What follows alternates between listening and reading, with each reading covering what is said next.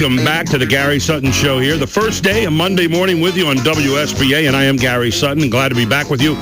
1-800-357-0910. I was reading an article the other day by Jim Michaels and Greg Zaroya in the USA Today. Starts out, for David Bellavia, seeing the images of al-Qaeda flags flying over buildings in Fallujah and Ramadi in recent days has been devastating.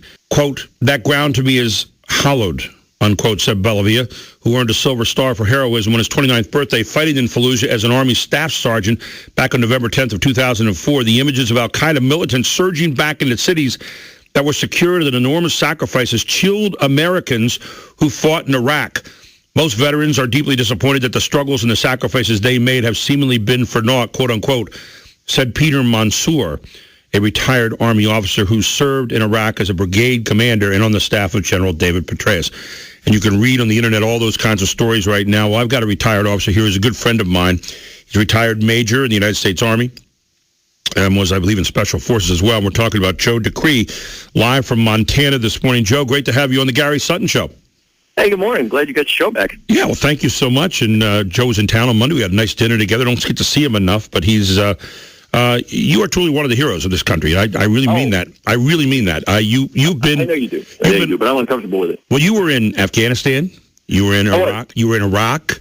You were in, I believe, Kosovo. Am I correct? Yep. You were also even in Katrina. Where I think, yeah. No, I was in Iraq as a security contractor. I was not a soldier in there. But you had a chance to know a little bit about the country and so forth. Yeah, I've seen a bit of it. Yeah, and I know in Afghanistan you were also a guy who had to do a little intermediary work a lot of times, and between tribesmen and so forth, and understand the way people think. As a soldier, as a retired soldier, you sit back now, you look at where our country has been, and we're coming home now from Afghanistan. We've pretty much come home from Iraq.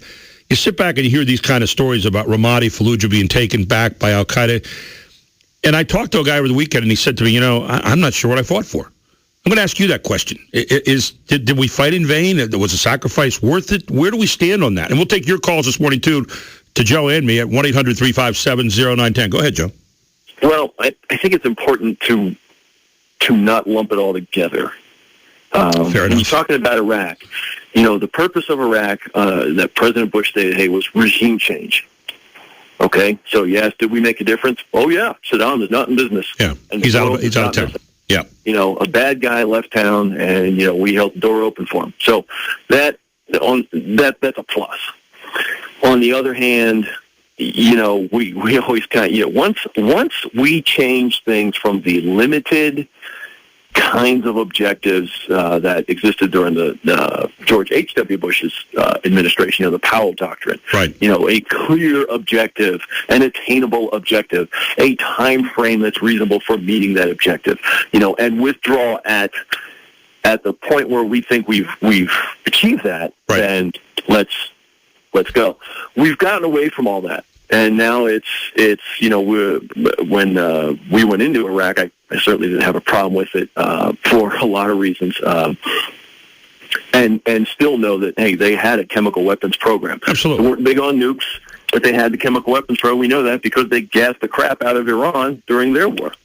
But we also know now, for example, that Syria has chemical weapons. And well, guess where Iraq sent them? Exactly right.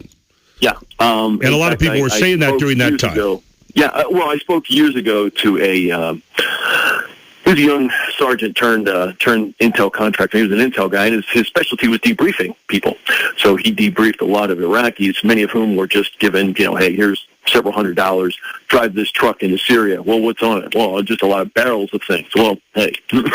Anyway, of course, we're not allowed to talk about that because, right. It had to be a failure. But what do we fight for? I don't know. In Iraq, it was regime change. Okay, we got that. Why did we stay that long? Okay, because the president's administration, wanted to push this to. I don't know what we, establishing security, keeping al-Qaeda on the run.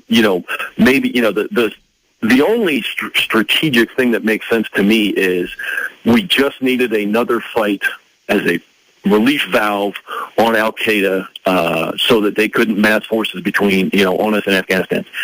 In which case, hey, I'm all for it. And I don't care who we have to mess up to do things like that. But on the other hand, that's not what we said. What was expressed and what the State Department said and what, we told the UN was, hey, basically we're going to make Iraq a better place and improve the world's security. Did we do that? No, we didn't. The idea that we can, I guess, can you teach? Everybody said, well, we're not going to teach American-style democracy. They got to do it themselves. And yet, it's so much more complicated and all that when you weave religion and all that. American democracy. Yeah, and you can't do it. You can't do that. We always forget the thing that makes America so unique was one that we could do it. And here's why we could do it. There wasn't a civilization here, and I'm not talking about the American Indians. Right. There was, we started a civilization from scratch. Right. That's why it works here. It doesn't work other places because people have these, these generationally ingrained patterns. And there's, anthropologists debate whether it's nature or nurture. I mean that, perhaps certain races or certain ethnicities just tend toward a group persona that looks like X, and so, we can't just, well, hey, you need to get a constitution. Well, okay, well, the Iraqs, it took them 6 months to get a constitution. Well, that's ridiculous. Well, how long did it take us to write ours? Yeah, about a year. Years? You're a history teacher. Right. Years? Took about a year. Yeah. Yeah, that was people who wanted it to happen. Well, we even tried one out for 8 years before that, the Articles of Confederation, and we screwed that up, and so we got rid of that. Exactly. The Constitution was the answer instead of that, so there you go. You could make the argument that it took us 9 years to arrive at that form. Exactly. And what we're doing to the Constitution now is not too good, but go ahead. Let me start on that. But yeah, and so now we're saying to these people who have never seen anything like this, hey, you get to do this, and here's the template. Just follow us. The Iraqis, and everybody kind of wants self-determination nationally, whatever they consider their nationality.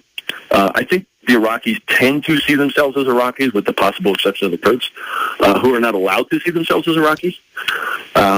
But I think that, if you look at this, if you consider democracy to be the ability of a people to self-determine their course, well, then they have it. Let's jump past something, Joe. Dictator. Yeah, I want to throw something at you. Do all people want to be free? Do all people, no matter where we find them on Earth, do they want to be free? I don't know if that's too generalized, but I mean, there are a lot of people that say, yeah, everybody wants to be free. Do you think all people want to be free? I'm not sure some of the American people want to be free right now, but they don't even realize it. But do all people want to be free? I think if you pose that question to anybody on the planet, they would say yes. Because it's the right thing to say. What we don't get is what is freedom. Yeah, so from your standpoint, as a guy who's fought for it, for people, as a guy who stood up for it, for our country, and thank you, what is freedom? What did you fight for? What was the freedom you fought for? Yeah. I fought for an American way of life that doesn't exist anymore. Ooh. I mean, we've canceled it. Willingly, Get into that. Wantingly canceled it. Get into that a little bit for me. How have you done it? Well, y'all asked me to kill people because the boogeyman was hanging out, and you were afraid. Okay, I did it. I didn't have a problem doing it. I still sleep pretty well at night over that issue. Doesn't really affect me much. But what does affect me is, what'd you do with it? Well, we got different health care, not even better health care. I mean, the most irritating thing about this health care thing to me is nobody's read the darn law. Right. I get people here and they're like, oh, I'm for it, I'm against it. My first question is always, have you read it? Oh, no, I can't understand lawyers speak. Well, how do you know you like it? Well, let me come back at something real quick. You don't like it. Suppose we ask you that question. Have you read the rules? You're going to go out there and fight. Have you read the rules? I have read 800 pages of that law. And you go, well, no, I don't read any rules. I just go out and do what I want to. That's if you had handled yourself the same way on the battlefield as we've handled ourselves in the Congress and elsewhere, it's shameful. We the whole fighting, we made this the politically correct war. This is, this thing is, it's mentally deranged the way we went about this thing. The first, the bulk of the invasion, both in Iraq and Afghanistan. And I was fortunate because, I was in Afghanistan during a time where my rules of engagement were go be an SF guy, special forces guy, who, find out who we can trust, the ones we can't, your call, how to take care of that. Yeah. So, I actually had a wide range of options open to me that I could or couldn't do. And I was doing some very classic special forces stuff. Where's that? Oh, now it's you can't fight at night. The Iraqi people are upset that we say this or we look like that. Oh, we have to take this picture off the tank. Oh my God, give me a break. And we make it more and more restrictive. We force our troops to be more and more of a target with less and less options, and assume more and more risk for people who really, essentially don't want us there. Well, I picture us being Dr. Phil in uniform now, trying to go out there and be a soldier, it seems to me. And are they going to have a bomb on them? Are they going to be, are they going to detonate themselves on me? Are they going to run into us? It's amazing what we ask soldiers to do now. But I want to come back to something with you. Was it worth it in Afghanistan? You were there. One of the stories I remember dearly, you told me about having to negotiate with those people. And you told me also about the government there, and we've learned about that since, probably about the Loya Jirga. They're the real controlling interest there. It's not going to be democracy. If from now on, what's the lessons we should take away from this? I would say let's return to the Powell Doctrine are the lessons I would take. What are the limited military objectives that we can do? Nation building is a bad idea. We should have learned that in Kosovo. In fact, President Bush's first term in 2000, he was elected on a no, we're not doing nation building anymore, kind of platform. That was part of his part of his campaign and part of his platform. Well, we ran away from that quick. We're still in Kosovo. I don't know if anybody knows that. We are still in Kosovo. Mm-hmm. Yeah. We're still helping them do what exactly? Not really sure. They are. I think they've been given. They are in a separate country now from Serbia, but they live on the welfare and at the pleasure of of the rest of Europe, just about. But we're still there. Thank goodness. Again, not sure why. Why was I in Afghanistan? Mm-hmm. What was I fighting for? I was fighting for retribution. Those bad people blew up 3,000 of my countrymen, and I was getting even for us. And that doesn't bother me in the least. Yeah. That's what I was fighting for. What are we fighting for after, 2004? No clue. Yeah. I know it was said, hey, we're going to establish the conditions that, set up terrorism or allow terrorism to occur, blah, blah, blah. Hey, they don't see it as terrorism. Joe, internationally, there is not a definition of terrorism. It is not. Fallujah became kind of a symbol of al-Qaeda resistance back in 2004, and it led to a U.S. Marine offensive that drove militants out of the city. They had remember all the intense street fighting. More than 80 Americans were killed in combat during the second Battle of Fallujah in November, December of 2004. And I'm reading this article, and this Mr. Bellavia says, how do you tell a parent that, yeah, your son was killed, the mission was worth it? I guess that's the question that a lot of us are asking today, and I would think it's so poignant for people who have had kids injured or died, or family members injured or died. How do you answer that question? We're going to come back, Joe. I'm going to ask you to give me an answer when we come back here. We're going to take a quick break. We'll be right back. Major retired Joe DeCree with me here on the Morning News.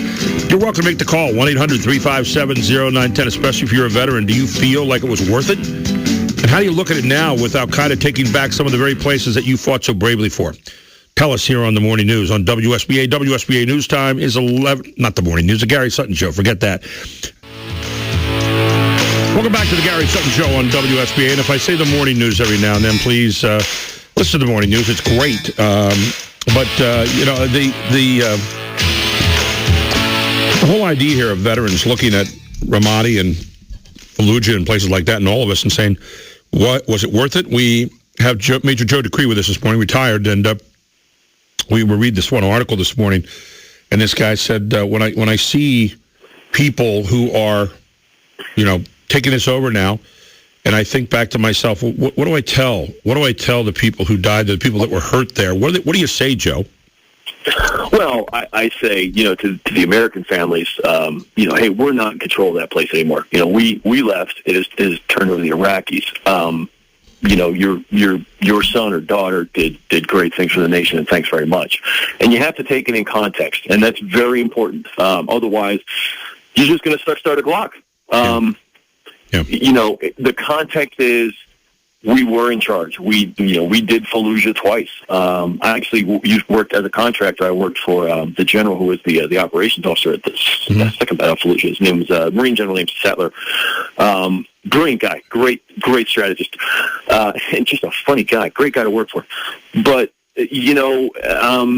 that was then. This is now. Now it's Mr. Al-Maliki's issue to handle, and he's not. What we have to constantly remember, especially about Al-Qaeda, is there's an evolution to those kinds of groups. Al-Qaeda has to reestablish itself as a real organization, and Al-Qaeda likes to pick symbols. That's why they attacked the World Trade Tower. Sure. To them, it was a symbol. To us, it's just really cool buildings in New York. It's not really that symbolic. Well, what's the largest symbol now that they can attack other than the place that we supposedly liberated, which would be Iraq? You look at it from that standpoint. Yeah, exactly. But it's not. It's more of a screw you to Iraq than it is to us because we're not there. Right. We knew they weren't going to be able to hold it when we left. So did they. In fact, they asked us not to leave when we did. But if you don't have the political resolve or the national will to stay the course, I hate to use that term, but because it's been overused. Yes, but if you don't have it, don't stay. Joe, we got a call. Keep getting people killed. We got a call coming in from a fellow Joe who's also a veteran, Joe in York. Joe, good morning. You're on the Morning News with Joe DeCree. Go ahead. Good morning. Yes, I've called in many times in the past. Joe Slinker, my name is, and okay, Joe. I live in York, Pennsylvania. I'm a vet. Thank you. I was an artillery officer for 2 years as a Force Oklahoma. I worked in combat developments. I talked about what the screwballs did in the Vietnam War, right? 74, 75. Got a lot of experience with the National Guard, 6 years with 20 divisions. I was a combat engineer officer. I was a captain. Right. And I study a lot. I'm a reader. And I'm reading a book called Boldness to My Friend. It was written by a Richard Pape.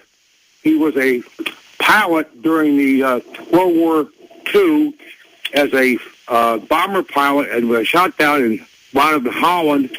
And for 3 years, became a operative to escapee and everything. Sure. And it's an excellent book. But my point about that book is, okay, they fought a war. And it bankrupted Great Britain. And we became the number one power on the freedom side of the Iron Curtain, and the communists were the slave side.